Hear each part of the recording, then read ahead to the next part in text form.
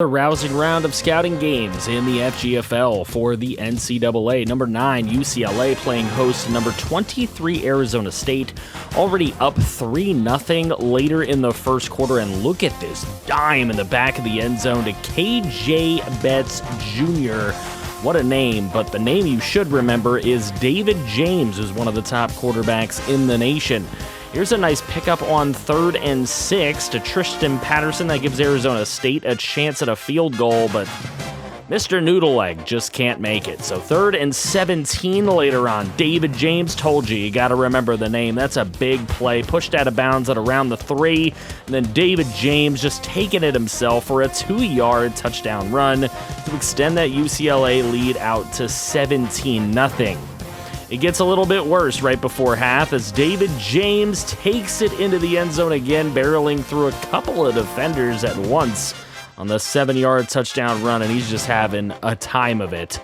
23 seconds to go in the third. Marcus McNeil, the opposing quarterback, sacked by Tyler Jones, and then look at this. McNeil again, as the third quarter comes to a close, gets sacked once again. That's Matt Mattingly this time.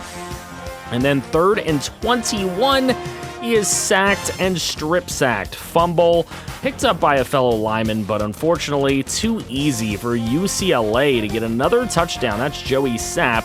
It's a 34-0 ball game, and look at this. McNeil losing the football again. Look at the broken tackle by 99, the big man, taking it into the end zone, and UCLA routing Arizona State. Another touchdown from David James for good measure. That's Hassan Torrance.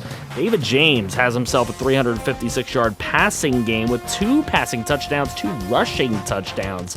Marcus McNeil had a tough day. If you take a look at the defensive stats, 4 sacks on the board there in scouting for UCLA. So they got quite a team. That brings us to number 17, Stanford, hosting number 7, Oregon. A little Pac-12 action for you. And Oregon already losing 3-0 late in the first quarter. And there's a little strip sack of Seamus Kramer, one of the better quarterback names in the nation. Unfortunately, later on, he'd have to get another chance, and this big throw is intercepted, just lofted up there.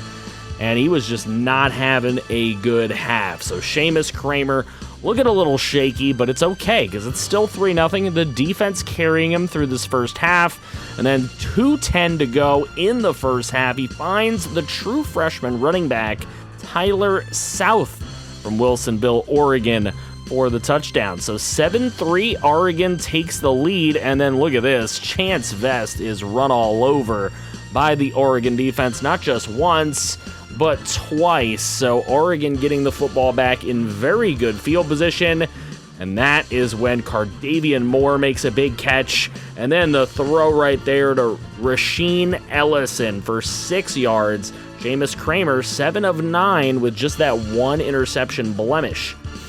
Here's a big throw to the end zone, and that one's intercepted. Looks like it went right through the receiver's hands.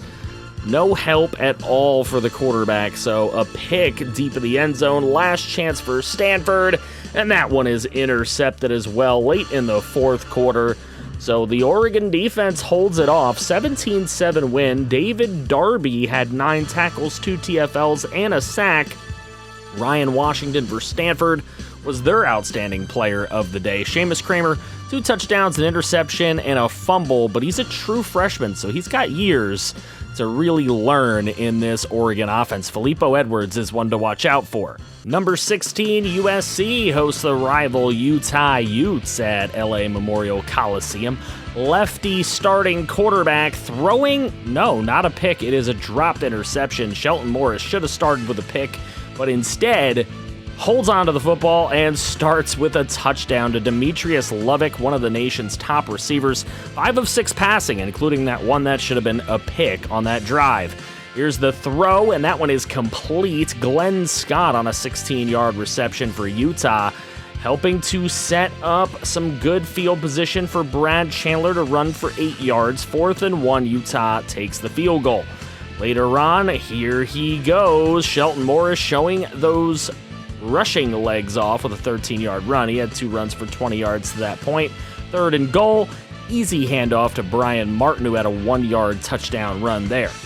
Then Utah taking over, down 14-3. There's a nice throw. That is going to get down to about the 32 for Boyd. Then a throw here in the pocket, standing tough, getting it down inside the 5 to Shane Boyd, who was really just doing a great job early on. Brad Chandler with the 2-yard run to finish the football drive on that one for the Utes. And they get it to 14-10. An exciting game here nearing the half. But look at this, 46 seconds, standing tall in the pocket, just chucking one up there, and it's intercepted. So Shelton Morris finally is picked off. Should have been picked off on his first throw of the day. And that one is returned all the way to the 40. So big chance for the Utes. Look at this big throw in the back of the end zone for the touchdown to Glenn Scott, who's having himself a day. Tyson Taylor-Stort, the quarterback for the Utes. This throw, though, from Shelton Morris gets USC down to the 31-yard line. And then with 5 seconds left, Morris finds a man in the middle of the football field. It's Kobe Callaway. They take their final timeout, and they tie this game before half. So, tied at 17. Look at the run here for Martin. He had the 1-yard touchdown run in the first half, and then a huge 71-yard scamper for USC in the second half. So, taking the 24-17 lead, this is an interception from Shelton Morris, and that is going to give the Utes a chance, down just 7, but throwing the interception right back is Tyson Taylor-Thomas, and that one is going to go all the way back to the 25-yard line. Luke Nichols had 2 interceptions for Utah in a 27-17 loss to USC.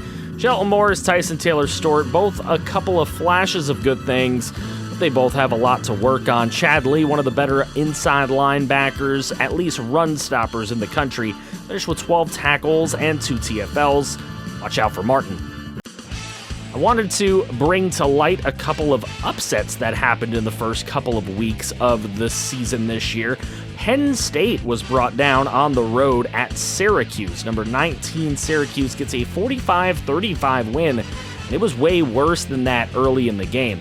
Bradford throwing for a couple of touchdowns and running for one as well, so maybe he's a quarterback to look out for. Garrett with 136 receiving yards and 2 touchdowns. A lot of pancakes from that Syracuse offensive line as well. A sack for Obialo, a pick for Farley, and for Penn State, Delgado, who was coming into this season as one of the better quarterbacks out there, just didn't have that good of a game. Bishop had a great game. King Dusk, 4 catches for 31 yards.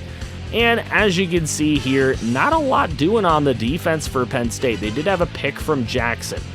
Another upset was Michigan taking out Notre Dame 31-14. They were up 28-7 at the half. Eagles fan Jr. just not starting his year out perfectly. 260 yards, a touchdown and a pick. The turnovers are an issue for him, but he is a dynamic playmaker when he has a chance to make them. Sanders made a couple of plays for him, 99 yards and a touchdown. The offensive line was quite good. Anderson with a sack and a half is nice to see. Quincy with a sack as well in this game for Notre Dame. Hicks, 217 yards, 2 touchdowns for Michigan. He also ran for 114 on 26 carries. That's crazy for a quarterback.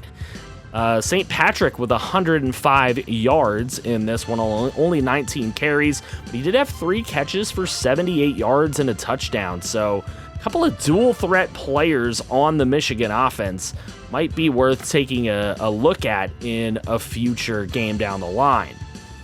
Army was able to take down Clemson in overtime, 48-42. This is just an insane game, and we have to see how this one went. It is incredible, as Dielman is one of those crazy receivers. He was one of the top recruits in the nation, and he made himself a couple of big touchdown catches in this one for Clemson. Jefferson, obviously Army with their option offense. Jefferson ran for 74, but they had a couple of running backs in this one. 205 and 2 touchdowns for Mosley, and then Ekiyor Jr. with 118 and a touchdown for himself. insane production from the running game for Army, but they did make a couple of touchdown throws. The line had a bunch of pancakes. Army, if they're going to get it done, they're going to get it done in the trenches and with the running game. Henry for Clemson had 3 touchdowns, only 1 pick. He also ran for a touchdown, but this is the man right here. Dielman, 11 catches, 222, and 2 touchdowns. He is definitely going to be a force to be reckoned with. Guy's a true freshman right now, but you're going to want to look out for him in future FGFL seasons. Right now, the way the Heisman is set up, Hendren still leading the Heisman with sprawling right behind him. Zeke Collins, Jamar Stover, and J.C. Rochelle have made their way on the list. Georgia, the #1 team in the nation. Ohio State, Miami, North Carolina, Florida State, Oregon, Texas, UCLA, and Oklahoma are the rest of the top 9. They're all undefeated. Minnesota is undefeated as well. They will play Ohio State next. NC State undefeated, Pitt, Auburn, USC, Middle Tennessee State, lots of different teams up there. We're going to get a chance in the next episode to take a look at Iowa State. They're going to be playing Temple. They've got the Heisman candidate quarterback, Minnesota playing Ohio State. We'll get a look at that as well. And North Carolina Clemson, huge ranked matchup, so stay tuned.